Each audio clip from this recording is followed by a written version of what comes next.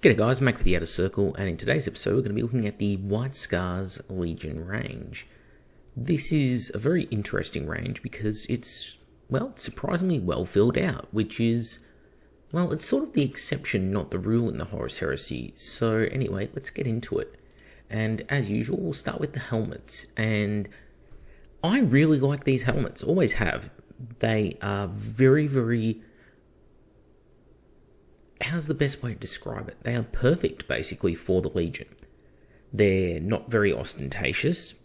They have just a small amount of symbology on them, little tiny horsehair crests, little lightning bolt motifs, and other than that, they are very much like something you would see in the Great Crusade. There is nothing overdone about the helmets. They are perfect for this Legion. I really do rate them. There's, funny enough, not much more to say than that. On the other hand, I am not a fan at all of these helmets. So there's a problem here, and that's not just the fact that the leftmost and rightmost helmet is just the same helmet. I mean, there's that. Or that the middle helmet is just a mirror flip of either of the other helmets, which means that there is basically just one sculpt here, and they just digitally flip it. Maybe twist the ponytail a little more, who knows. It's the fact, though, that this is so Mark 6 based, and there's just nothing interesting going on with it. Like, for what it is, you could have just sold the horsehair crests, the little ponytails, as a separate part that people glue onto their plastic helmets, and you would have got the same result out of it. There is just nothing of interest here. Even the sergeant's helmet is quite bland, quite boring. I don't know why this kit exists. It just seems like very much of an afterthought. Like, no one really cared when they sculpted this particular set. And you contrast this with what was sculpted by hand a decade ago, and with the little lightning bolts on the cheeks, the aggressive style of visor slot, where you have that very angular, very aggressive, like a jet fighter pointing through the air. Sleek, fast, aggressive. That's what these helmets exude. And we get absolutely none of that on these, which are, hey, here's a beaky helmet with a ponytail. Out of all the beaky helmets that they've created, all the helmets they've created for Heres 2.0, this is probably one of my least favourite sets, because it has nothing to offer. Nothing at all. Even the bear head is quite boring in comparison to other bear heads that are out there. Maybe if they'd actually done something that looked more Asian or steppe-like, sure, maybe that's racist to someone, I don't know. But, what's wrong with having a glorious Fu Manchu?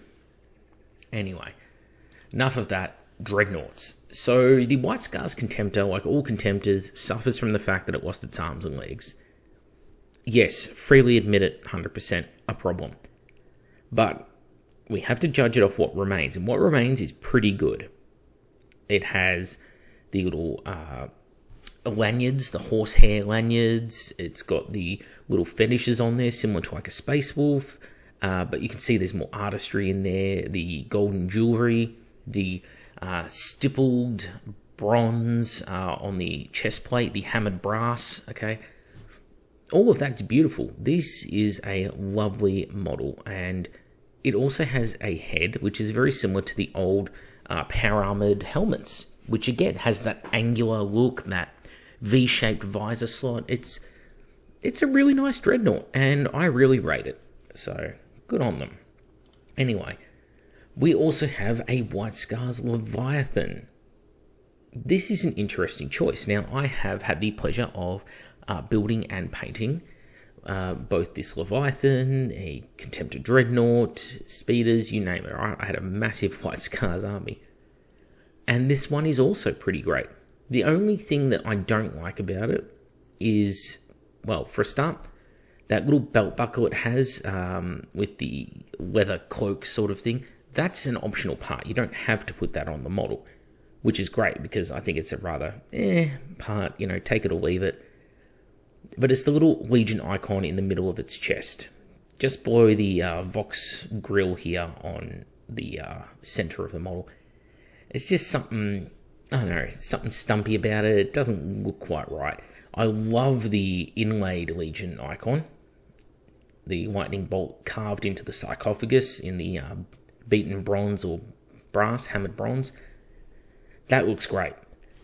I'm not sure why they didn't do something similar to that here on the chest. I don't know. But that's it. That's the one thing I dislike about this model. Everything else, I love it. So, what more is there to say, really? This is another great Legion Leviathan. It's not as good as the Blood Angels or the Dark Angels ones, but it's up there, you know. It's a good-looking kit. Then we get to the Kizargan Assault Speeder. And I had 3 of these.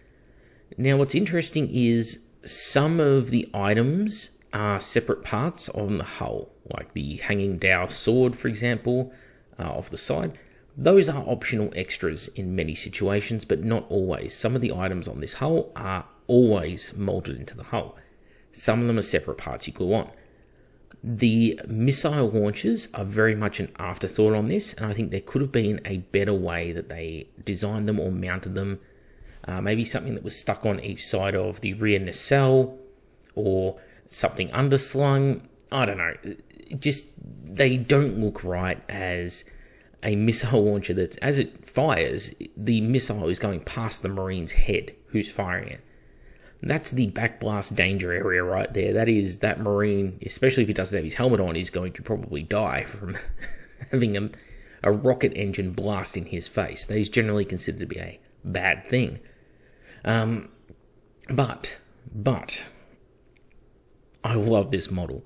I had 3 of them for a reason. I adore them. And they were pretty good in the rules in Heresy 1. They're still solid enough in Heresy 2, but they're definitely not on the same level.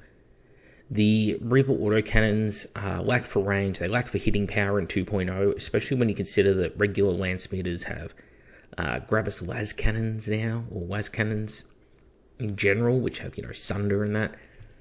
36 inches range, twin-linked autocannon, it kind of pales in comparison. Of course, they also had a strafing run in 1.0, which is really good. Now, I'm getting more into the rules, but rules do affect your models and your purchasing decisions, so I think completely ignoring them all the time is not productive. But there are some features I really like on this as well that, I haven't spoken about, but I will. I love the windscreens, those little windshields. It reminds me of like a 1950s Le Mans race car. Now, there's just this tiny little screen that's there to stop the bugs hitting the driver straight in the face. So they don't clutter up the lenses on his helmet or whatever it might be, because how the hell would you clean those lenses when you're wearing these giant metal gauntlets on your hands? It'd be impossible, right? So they've got those little windscreens there, and they mold nicely into the shape of the hull. The hull has excellent contours. They took all of the original shapes of the Javelin land speeder, and they basically increased on that. Love it. The little bits of trim that go around everything is that same sort of connected pipework that we see on the Dreadnoughts and other places, and the integration of this Half Moon Legion icon either side of the engine intake is chef's kiss.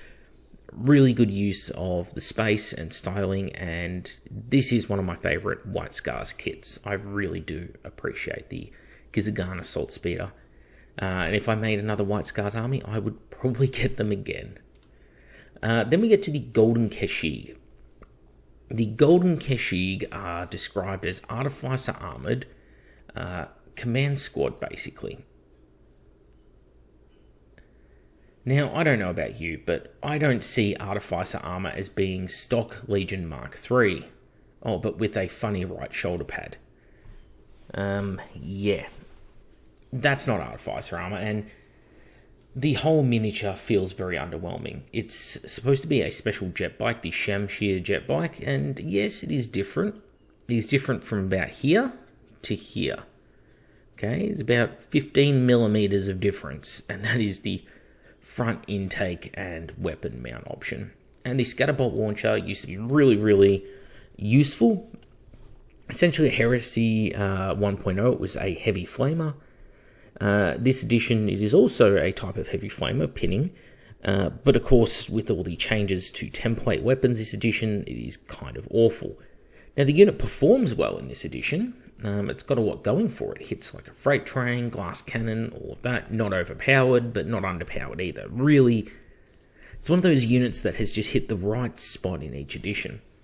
There's also this weird little couching point for the lance. Like, you see here on the left side versus the right side, there's a little plate for you to rest your lance on. Yeah, that's an interesting choice. Not unheard of in real knights have a couching point, a little hook that hangs under their arm for jousting, for holding their lance in. They could have done something like that here, but didn't. I think these models are very underwhelming. The rules are underwhelming, and although it's a nice looking model, something's very unbalanced about it.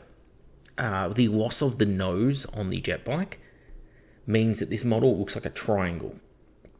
Okay, it's far taller at the rear than it is at the front. It gets bigger and bigger and bigger, but it doesn't look like a smooth aerodynamic transition. It looks like you just have this really off-center engine providing thrust, and it just, something about it is wrong to me. I don't like these models at all. Personal taste, personal preference. I think these, especially when you consider the fluff about them, the descriptions we have of them, how they're supposed to be armoured and such, artificer armour, yada yada, and then seeing this stock Mark III and kind of not great moulding either. The kneecap here is just a blur, like there's no definition to a kneecap. It is just a smudge, like a green stuffed blob with a couple of rivets on it, and no, this is a 4 out of 10 for me. Then we get to the Ebon Keshig, and the Ebon Keshig are, yeah, they are stock Tartarus in many, many ways. The heads are all stock Tartarus, which seems a bit strange in a legion that is renowned for being different to others and taking pride in being different to others. Now, the Ebon Keshig is supposed to be more workmanlike than other Terminators. They are not the elite units, and their stats on the tabletop definitely reflect this. But they are not the elite units that you would see in other legions of Terminators. What they are is they're a sort of suicide cult, a death squad of legionaries who volunteer to don the black armor to make up for some sort of sin or penance. And they wear it for a short period of time, and then they hand back the suit once they've, basically freed themselves of their moral burden. So in that regard, yeah, okay, they should be less stylized, but then you think, well, the armor itself is still highly stylized with the horses on some torsos, and, well, then again, it's on the one torso, a couple of rivets, some Legion icons, very unadorned armor.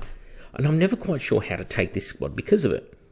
They're also rigidly locked into taking those arms on those bodies in those poses, which means you have all of 5 poses to ever make your Keshig out of.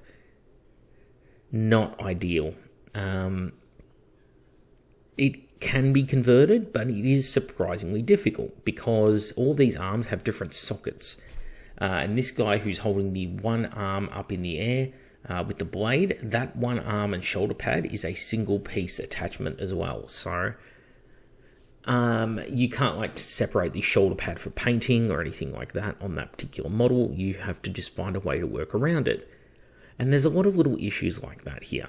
Now, I'm cool with the lamellar plates, the big tassets going down the sides of the legs. I'm not sure what they're actually protecting, but they look cool. With the little red cloaks that are in there as well. And it would have been nice, though, to have some other way of building these. They are like a very poor man's version of Phoenix Terminators. The models are fine, but they're fine for 5 and 5 alone, and I think that's what really upsets me, combined with the fact that you cannot just easily swap out arms or put on arms from other miniatures. There is going to be scalpel and green stuff work in here.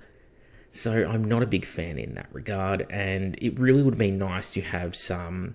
Well, it's like the Night Lords. The Night Lords are annoyed that they don't have the Atramental. I think White Scars players, I know I, as a White Scars player, was very annoyed that we did not have the proper Keshig, the proper bodyguard of the Khanate. Instead, we have these guys, and it's just one of those yeah, we're happy that you did your own thing, Forge World, that, you know, you had a vision and you went after it and you put it out there, but you probably weren't thinking of what the player base wanted most when you designed these miniatures, and instead we've ended up with something that is Legion specific, but is very, very close to just being stock Tartarus armor in such a way that if you told people that it was a shoulder pad swap and these little plates glued onto the hips, people would probably think, oh yeah, that is just stock Tartarus armor. That's how bland these guys can be. Then we get into the Praetors. Now, this Praetor, I do quite like it. It's very interesting, the angular tassets and such that they've gone with on the model, hanging off the belt buckle, the one down the front and the two down the sides. His little leather cloak doesn't really do anything for me. Very much locked into this pose as well. The entire body and legs is a single piece casting because I have the model and I know this. Yeah, I'm okay with it. It is definitely one of the weaker Legion Praetors, and I do like that he has more of an authentic Asian sort of style eye patch. You do see those eye patches in East Asian movies and such. So that's cool. I'm fine with all of that. The shoulder pads aren't anything too crazy as well. That's pretty good. I just think something about the pose and the not great cloak that he's wearing, a little bit underwhelming, but hey, you know what? Solid 7. Solid 7 out of 10. Alright, the Cataphracti Praetor. I really do like this model with one little caveat, and that is arming this model with other weapons. Praetors are supposed to be the HQs leading your army. They're supposed to be a representation of your legion, okay? And here we have a Praetor who, one, falls into the trap that many of these legions do, which is where you get a elite Terminator unit in one armor, and then you get a character in a completely different set of armor, and the two do not mesh together, because it has very real outcomes on the tabletop. Stop doing that. But, do I like the model? Yes. I just hate the fact that it's really hard to convert him to have other weapons, because he already has this giant blade at the back of him, which, granted, it's glued on separately, but unfortunately, straps and such and mounting points do exist there. So if you want to arm him with a different combi weapon, it's doable, but you want to arm him with a power fist or something like that, well, most power fists are designed to be left arm. Well, you may notice his left arm has something. It has the Cyberhawk on it. So there's not an awful lot you can do there. So you need to find a right-handed power fist. They are surprisingly rare, as are things like Thunderhammers and such. A lot of those are designed for the left hand as well. So finding right-hand weapons can actually be kind of a pain in the butt here. It's just one of those little things. It's all Terminator guns are designed to be fired from the right hand. All Terminator weapons are designed to go on the left. So when they sculpted this miniature, they should have done it the other way. They should have flipped it 180 in their sculpting software and had the bird landing on the right arm, not the left arm, of this particular Terminator. And it would have worked better from the practicality standpoint of converting.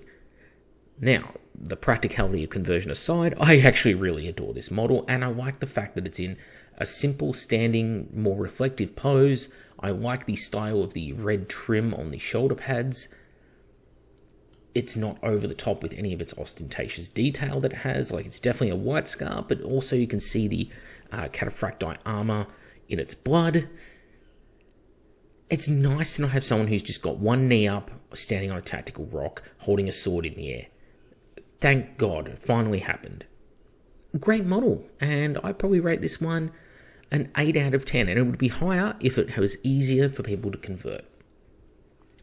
Then we get to Chinzar, who's one of my least favourite in the character series.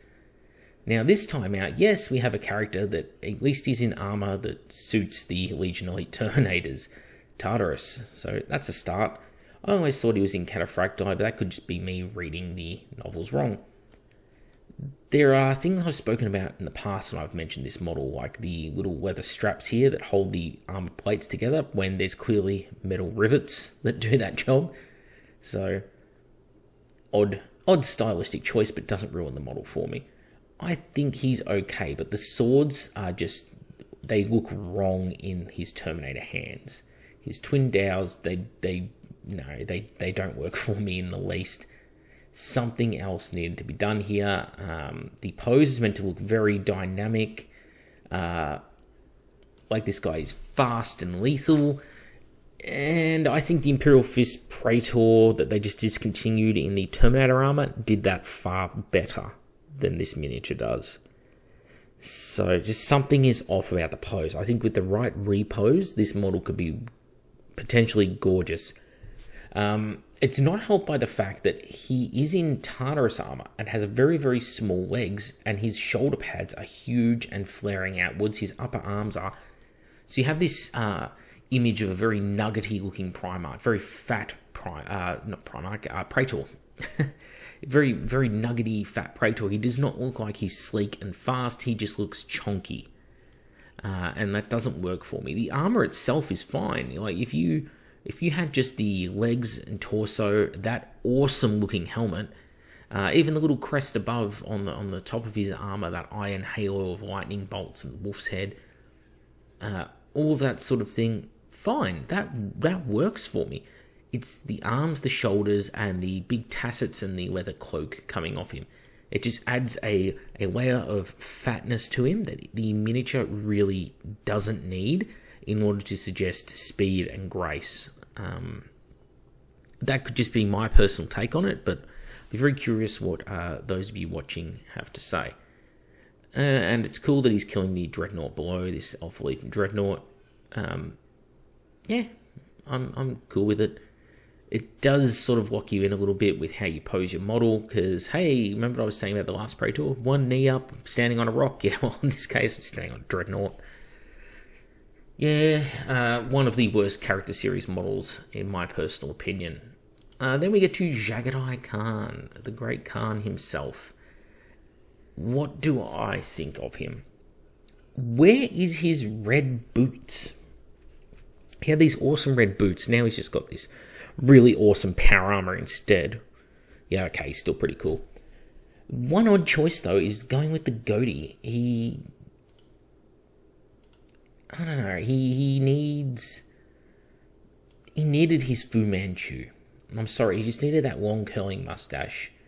Is it too Asian? I don't care, it was really cool. And he was also always depicted in golden armor in the artwork, and now he's in this white armor. I mean, it looks really good, so I can't complain about just the paint choice, that is, not the sculpt itself, but I don't know how I feel about that. I do love the red gloves. The red leather gloves are great. The heraldry going on is... It's such a nice model, sorry. I'm just sort of taking it all in. Backpack's good. The little bits of fur just around the edges of the cloak, great. The sword is see, swords more like that would have really helped Chinzar. Just long, sleek curves, almost like the sword is always in motion. Like it's a motion blur happening at the end of the blade.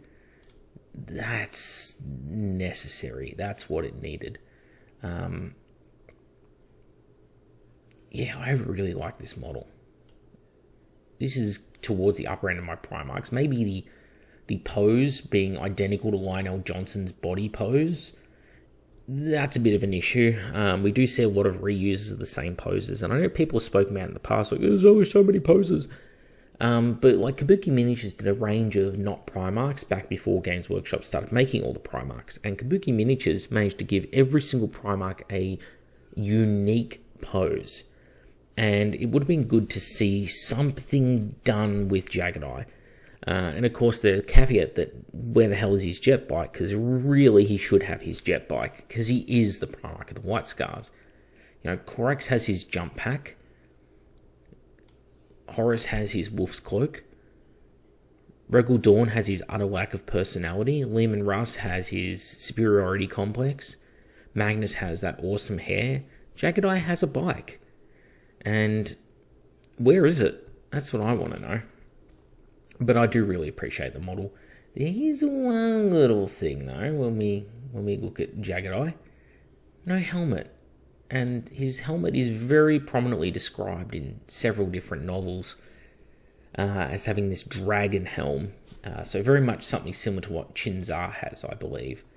And we don't have it. Would have been nice to see. It's okay either way, though.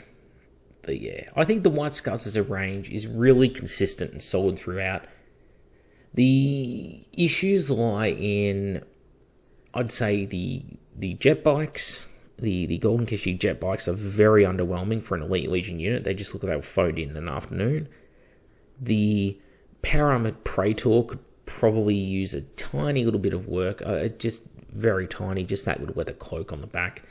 The Terminator Praetor is gorgeous, except for the fact that you can't change out any of the weapons with ease on it, except for that right hand, which again is a gun hand. Chinzar is... It's him and the Golden Keshiq. They're the two flops of the Legion. The Evan Keshiq is just sort of a slightly underwhelming. So, yeah. Oh, and of course the beaky helmets, the new helmets, these ones, these are awful. They're just so lazy and uninspired. Like, yeah, just throw a ponytail on, sell it to them for $30. No, I'm sorry. Anyway, that's it for me. I'm back with the Outer Circle. Please let me know what you think about the White Scars Legion, and I'll catch you all on the next episode.